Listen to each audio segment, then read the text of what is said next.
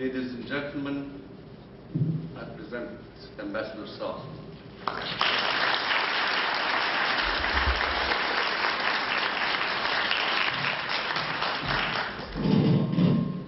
Bassem, thank you very much for the introduction, but mainly thank you very much for the invitation, because through your invitation I grew to know the Palestinian community in North and South Carolina, and it's an adorable community for whom I have the greatest affection and respect.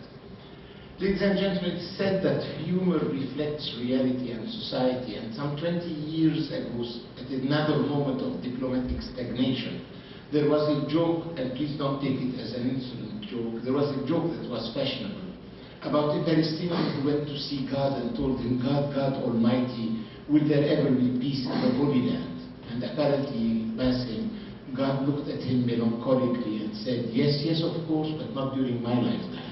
As you have just learned, I have been posted to the Vatican for 10 years, so I have it from reliable sources. God wouldn't mind being proven wrong, at least on that one.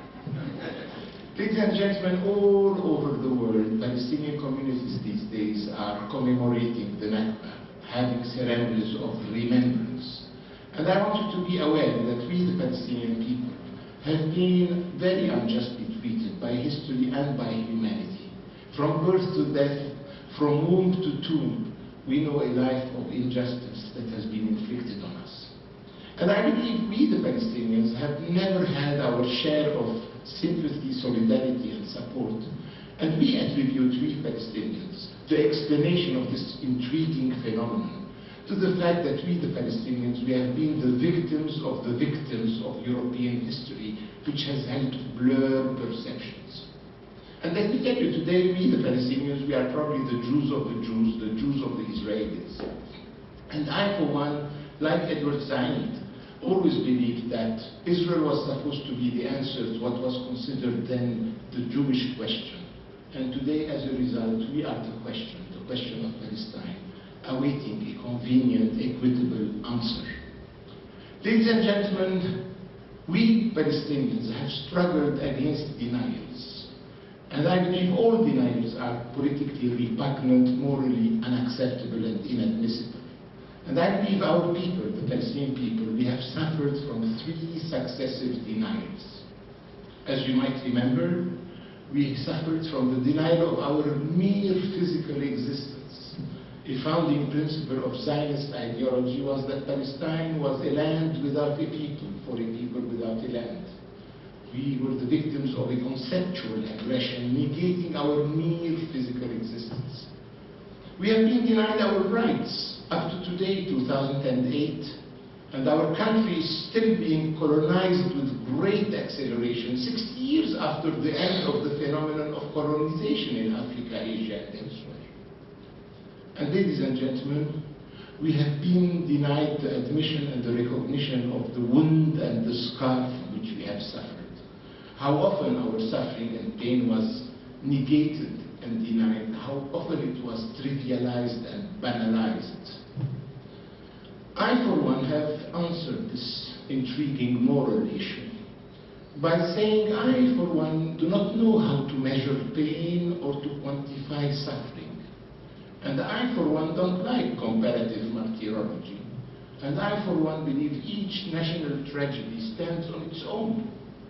Yet all I know, and I am confident of that, we are not children of a lesser God. And I always used to say to many Jewish interlocutors that I have, that if I were a Jew or a Gypsy, it would be the Holocaust, which is the most abominable event in the history of mankind and humankind. If I happened to be a Native American, it would be the arrival of the early European settlers that resulted in the almost total extermination of the indigenous population. If I happened to be an Afro-American, it would be slavery in previous centuries and apartheid in last century. And if I happened to be an Armenian, it would be the Ottoman Turkish massacres. And if I happened to be a Palestinian, and I happen to be a Palestinian, it would be the Nakba and the catastrophe. Humanity, and you are humanity, should consider all the above as morally unacceptable, politically unjustifiable. And I personally believe that there is no hierarchy of suffering. We should never enter into a discussion of the hierarchy of suffering. Injustice is simply unacceptable. Any phobia is unacceptable. Any prejudices are undesirable. Ladies and gentlemen, I often address American audiences, and I always say we don't have a clash of values and principles with America. I often remind the audiences by saying that many Arabs and many Americans don't know that the first country in the world to recognize American independence was not France, who yes deployed General Lafayette, who was decisive on the battlefield. It was an Arab country that was the first to recognize American independence, Morocco. Very few know those facts. Very few Americans know, but also very few Palestinians know, that in 1918, 1919, when we became aware that we won't be having the independence promised, but foreign rule, we, the Palestinian people then, would have preferred to have an American mandate rather than a British mandate. And Basim, I'm not saying it to please our audience today, it's for historical reasons, pragmatic, rational reasons. And there were three then. One was your anti-colonial experience, you who have defied the colonial power some 2 centuries ago. The second factor was Woodrow Wilson, then president, who went to the Versailles Conference, which terminated the First World War, upholding the principle of self-determination, which was music to our ears. And number three, it was the fact-finding committee that was sent by President Wilson to Palestine in 1919, called the King-Crane Commission, which came back to report in Washington then to the presidency, to the administration, but also to Capitol Hill, which then was not yet Israeli occupied territory that one day we need to liberate.